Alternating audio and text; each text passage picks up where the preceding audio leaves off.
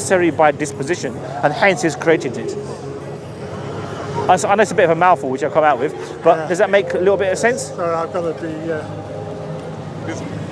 I've got to be doing my shopping now. I hear what you say, but I'm not really convinced. So I mean, so the alternative, as far as you would be concerned, is that the universe has come by, essentially you're arguing by nothing, because then it will still reiterate the point. This energy, heat, particles, electrons, protons, how do they come into consciousness? How did they come about in the first place? Why are there quantum fields? They've come into existence over billions of years. I mean, but from where? From where? Well, I mean, the thing is that it's rather like natural selection in the creation of creatures like us. I mean, we've come about through natural selection over millions of years. Yes. There's a sort of tendency in things to sort of gravitate, to put themselves into an orderly fashion. But that's human. I mean, that all we can derive is that we've come into existence from a single cell, and that perpetuated through different types of mutations. But it still doesn't answer the centrality of the universe and the fact that there is existence. So I've tried to eulogize the contingency argument to substantiate those points. So it doesn't fall into the trap of, for example, the first cause argument. Are you following what I'm saying? I'm not sure if you're familiar with it. So the contingency argument, for example, doesn't fall into the trap that the first cause argument falls into. Essentially speaking, that it makes the problem of a fallacy of composition, because when you have these composite parts which have come together outside that, so by default they would have to be outside that set of contingent things which have brought them together. So, for example, the universe is made up of parts. Yes. So the universe is made up of parts, and because the universe is made up of parts, then it's necessitated that something has to be beyond that, because the parts in its effect doesn't have to be there, but because it comes together, hence it's not independent. So if the universe, if different parts come together and you get the whole, are you okay? So if the universe comes together and it becomes the whole, then in essence, that is by definition not independent, because it's come about by parts. So something has to be exterior to those parts in order to necessitate the whole. Something has to be necessary there. It depends on that, on how quickly the parts need to come together. If they come together over billions of years, then they don't need to be anything else. It's just a question of almost chance, if you like, that things happen in the course of time to come together. But that chance, what you're reiterating, it still begs the question: what? If there was a God, if there was a God and he wanted to create us, he wouldn't take 13 billion years to do it. He would do it like that. We'd all be here.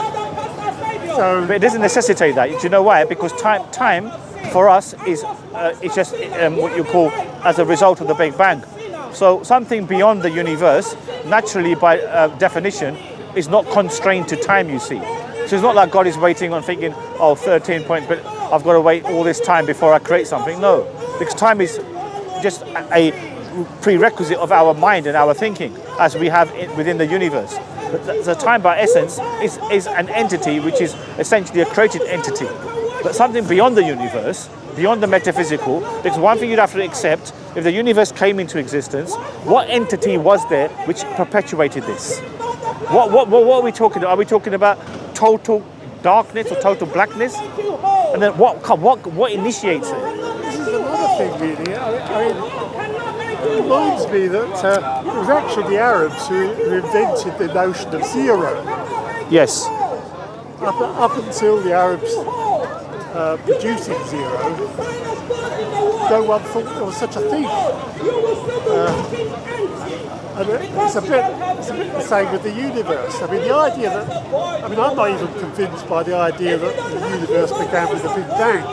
Yeah, there are different prevailing. Many Big Bangs. Yes, multiverses. In a sense, things have been here all the time. There is no such thing as creation. But that's going back. That's your understanding. If everything has been there since the beginning of time, but unfortunately. Yeah. So, but that's like that actually is not quite right. If things have always been here, in the sense there is no time. I mean, time itself, a bit like consciousness, it's one of these concepts that we humans just can't get our head around. yeah, precisely. So it's beyond them. It's in the realms of the metaphysical. So by you stating, well, why it's got to have to wait 13.8 billion years, but time is relative.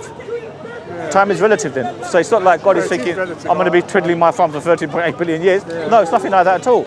It's more so, it's conscious within that format. So again, I'm satisfied, very much so satisfied, that something conscious would have created the universe. Something which is not contingent and is necessary. Because the universe could have been conceivably in any other way. But the fact that it's in a particular way and it's made up of parts, that necessitates that something which is made up of parts cannot therefore be independent or self-sufficient. And something exterior to those parts has to indeed be what has created the universe. And has to be necessary. I can't spend any more time. Okay. Nice speaking to you. Thank you. You've expressed it very well, I must say. Thank you very much. But what you've expressed, is that to be found in Islamic literature, or is it just your interpretation? Yeah, because I mean, the Quran actually encourages one to delve in and to investigate these matters and look at the possibilities and plausibilities. So obviously these are philosophical questions that we're really raising into. Yeah. But like I said, at the end of the day, it makes you understand that what's the other possibility? For me, it's just too far-fetched that inanimacy has created this. Unconsciousness has created this. That's just too much for me to consider. Anyway, thanks very much. Delighted speaking to you. Thank you, Michael. Thank you. Do have a good afternoon. All the best to you. Thank you. Very nice conversation with a very pleasant elderly statesman. May Allah guide him and guide us all. Assalamu alaikum wa rahmatullahi wa barakatuh.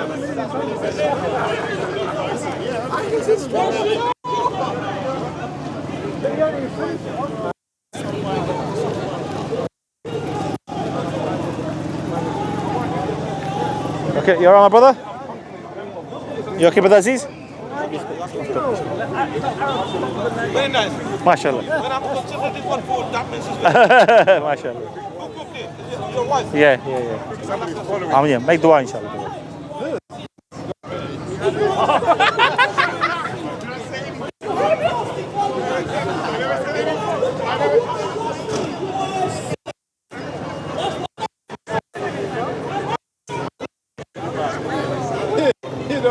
How you doing today? Free information.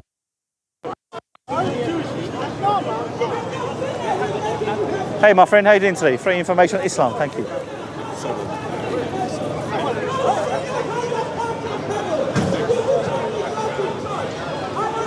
Good afternoon to you. Free information on Islam, thank you. Hey guys, how you doing? Free information on Islam, very informative, thank you.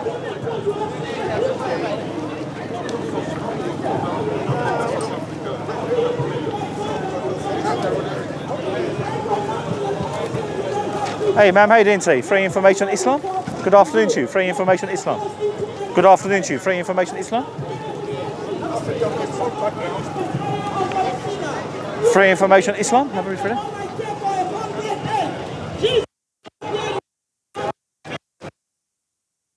Good afternoon to you, madam. Free information. Thank you. Good afternoon to you, madam. Thank you so much.